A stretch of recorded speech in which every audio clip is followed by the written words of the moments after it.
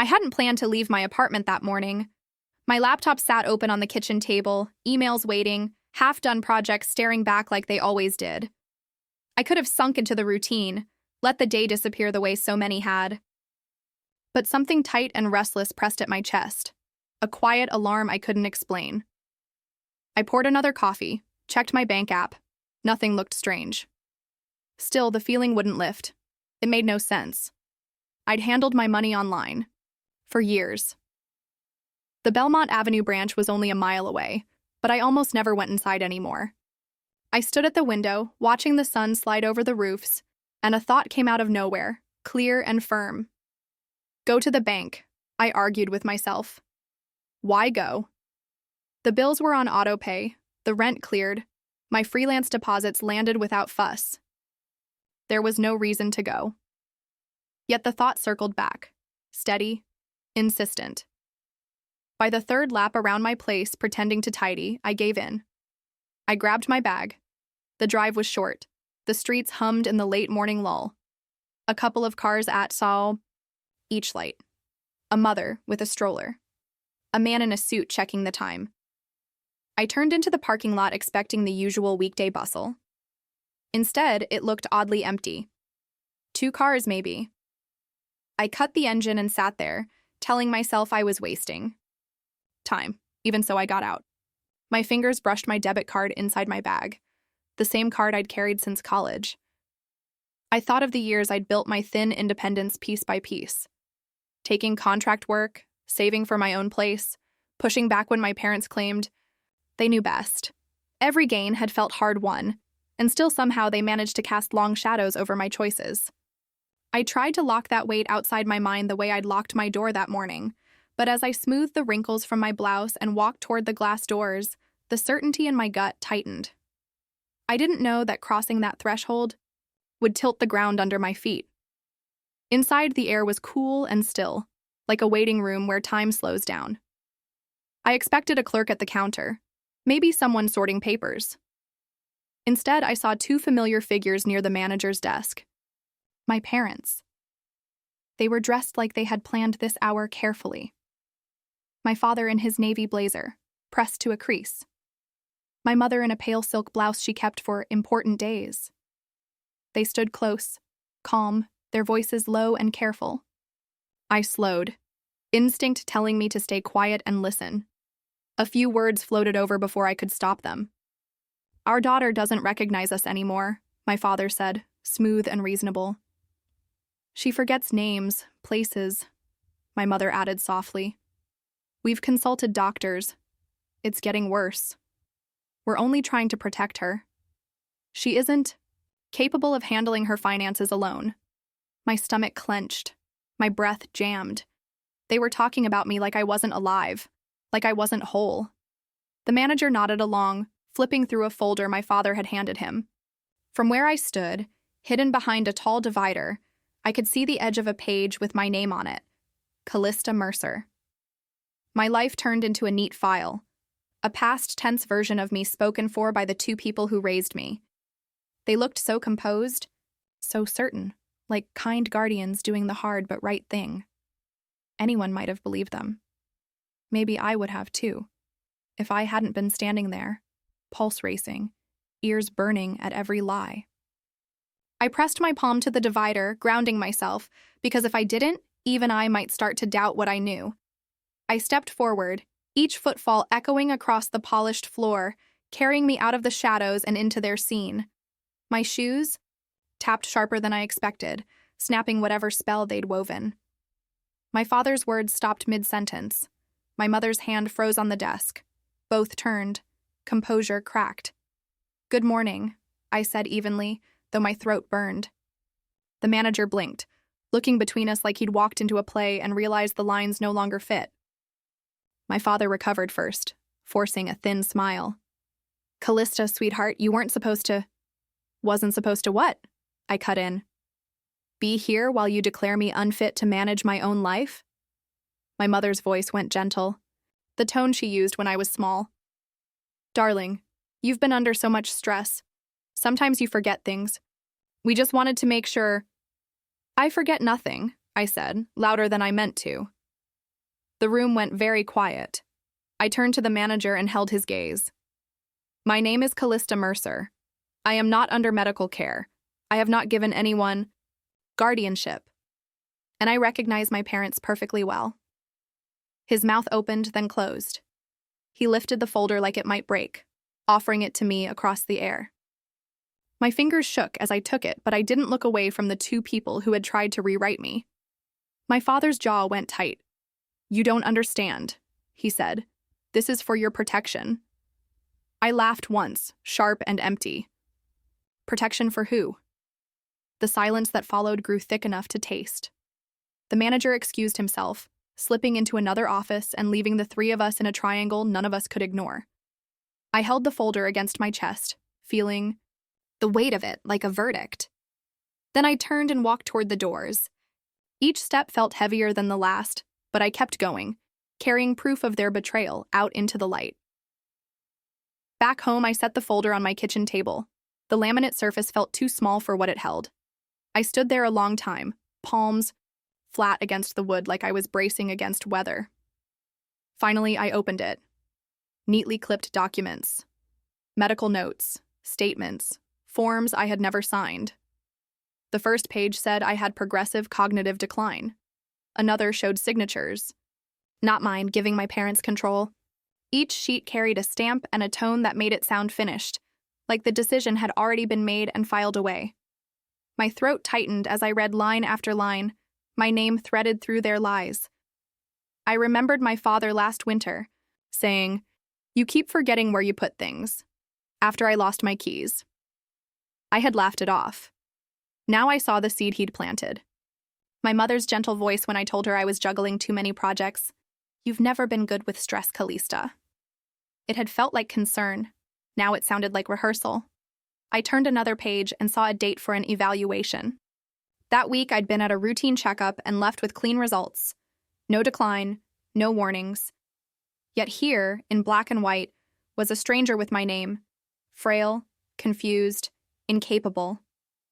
A version of me they had invented. The chair scraped as I shoved it back.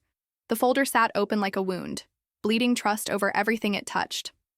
All the late-night calls from my mother. "Did you eat?" My father's offers to handle. The rent, for ease. Each memory shifted into a clear pattern I could no longer look away from. I pressed my palms over my eyes. The ache in my chest wouldn't soften. It only hardened. The doorbell rang then, sharp and sudden, pulling me out of the fog and toward the next fight. The bell sounded again, more urgent this time, as if they wanted to hurry me into opening. I did. There they were on my doormat, side by side, faces set in polite concern. My mother's eyes flicked past me, searching my space, landing on the table she knew held the folder. I stepped aside. They entered too comfortably, moving through, my apartment like it belonged to them. We sat in the kitchen. The folder lay between us. I pulled out a chair, sat, and placed the folder squarely at the center. My father cleared his throat. "Callista, we didn't want you to find out this way. It's a precaution. Nothing more." "A precaution built on forged papers," I said quietly. "These signatures aren't mine. These medical notes are fiction." My mother reached for the folder, but I set my hand on it. She pulled back, folding her hands tight. "Sweetheart, you don't see how vulnerable you are," she said. "We were thinking of your future." I leaned in. "My future is not yours to own. You don't get to erase me while I'm still here." The quiet stretched thin. My father tapped his finger once, twice, but said nothing. My mother stared at the floor. Their stillness weighed more than any speech could. I slid one page across the table. "This says I'm unfit to decide anything. Tell me, when did that happen? When I moved out? When I refused to let you manage my money? Or when I started saying no?" They didn't answer. Their silence told the truth. I closed the folder and felt my heart beat in my palm. I stood. They had no more stories I wanted to hear, but I knew this wasn't over. I didn't sit again. The folder felt like armor at my side as I looked at them, two people who taught me my first words, held me when I cried, and now sat quiet after trying to strip me down to a legal ghost. Why? My voice was flat, empty of heat. Why would you do this? My mother opened her mouth, but my father spoke first, patience gone. Because it's obvious you can't handle it, he said. The trust fund, the deed, your accounts. It's better in our hands than wasted on your experiments. I froze. He hadn't meant to say it out loud. My mother's sharp look at him told me that. So that's what this is, I said, my voice steadying. Not protection, not safety. Control, money. He leaned forward, tone hard. We wanted to make sure it wasn't squandered. You hop from job to job. You treat stability like a choice. You don't think about 10 years from now, 20. The words cut, not because they were true, but because they dripped with the contempt he'd hidden behind advice for years. My mother's hand hovered across the table. We didn't want it to go this far, she said. You've been distant, secretive. We couldn't risk losing what your grandfather left. I pulled my hand away before hers could touch. You mean your inheritance, I said. You weren't protecting me. You were guarding your claim. The room went quiet. My father's jaw worked like he wanted to argue, but the mask had slipped. What was left was bare hunger dressed as concern. I straightened with the folder held tight. If that's the truth, then at least we finally see each other clearly. Neither moved as I walked to the door. My father's muttered curse followed me into the hall. I didn't turn back. Confusion and doubt were gone. All that remained was greed, and now I knew. The next morning, the folder still cast its shadow across my table. I woke with a dull ache behind my eyes from replaying every word, every look. Underneath the fatigue, something steadier had set. Resolve. By 9, I was on the phone with a lawyer I hadn't called since college.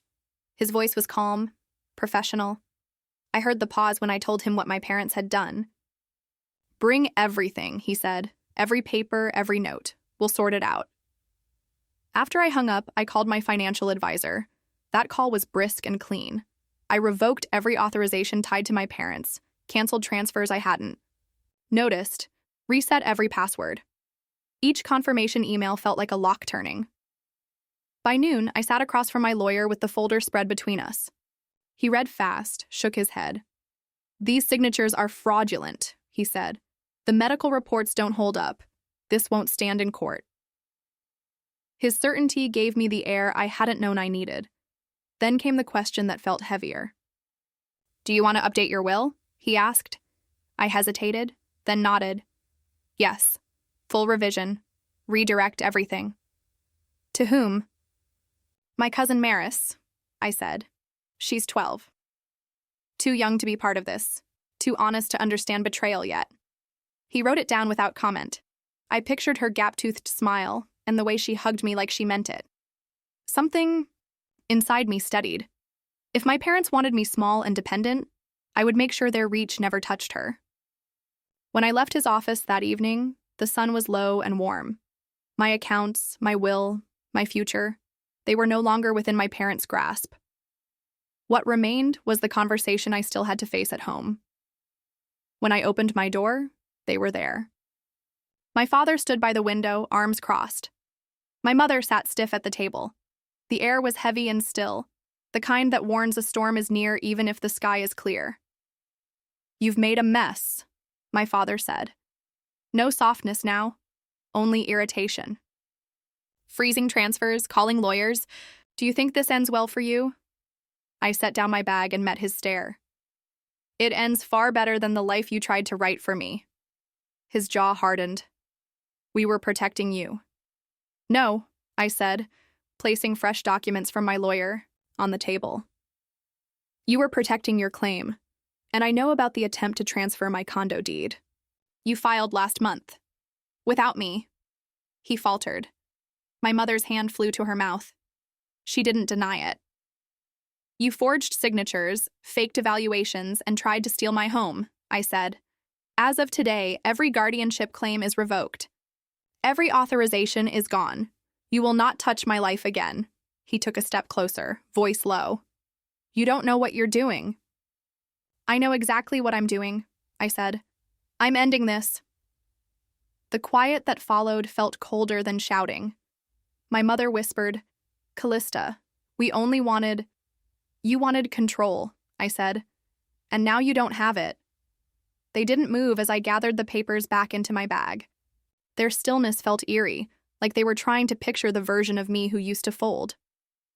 That person was gone. I walked to the door. My keys clinked in the quiet.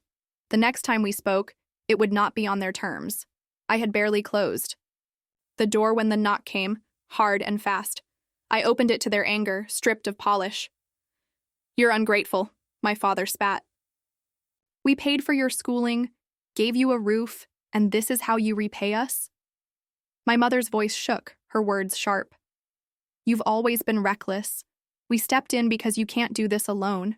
You'll thank us one day. I steadied myself against the frame. No, you didn't step in, you stepped over trust, over boundaries, over me. Don't call control care. My father's face reddened. You think independence makes you strong? It makes you blind? We're protecting you from yourself. Once, their words would have cut. Now they sounded like lines from a worn-out script. I finally saw it. Their protection was just control dressed in soft clothes. I'm not your project, I said quietly, and I'm not your possession. Whatever story you've told yourselves ends here. Silence hung between us. My mother's shoulders drooped like she might cry, but no tears came. My father's jaw clenched against what he wouldn't say. I stepped back and closed the door. The latch sounded final in a way no argument could. I leaned against the wood, heart pounding. But for the first time in days, I felt my pulse as my own. The apartment was still, waiting. I knew the next step was mine to choose. The quiet wrapped around me, heavy at first, then warm. I walked through the room slowly, touching the back of a chair, the edge of the counter, the cool window frame.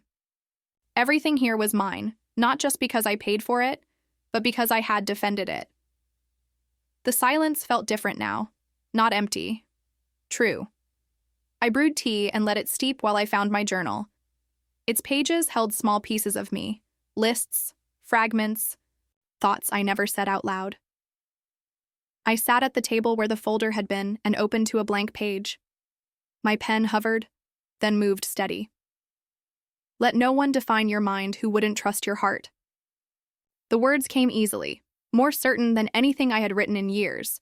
I underlined them once and closed the book. I sat with the tap of the cooling kettle and the low hum of the city beyond the glass. My parents were gone, and their absence did not feel like loss. It felt like space. Space I had reclaimed. Space big enough to breathe. I sipped the tea, heat settling me, and leaned back. I had lost something I couldn't get back, but what remained was mine alone. For the first time, I wasn't waiting for permission. I wasn't defending my choices. I was simply living them. Night thickened outside, and I let it. Tomorrow would bring its own work, but tonight belonged to me, and me alone.